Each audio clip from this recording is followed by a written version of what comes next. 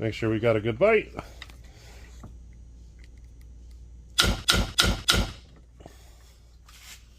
Okay, I've never heard it make that noise. Well, I think I damaged the nut. I might have pulled too tight. Learning.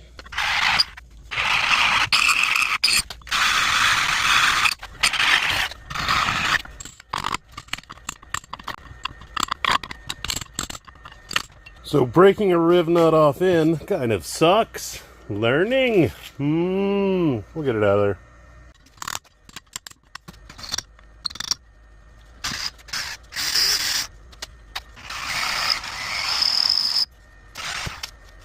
Ooh, nice. I didn't even get the edges. Fancy. Whew. Lucky.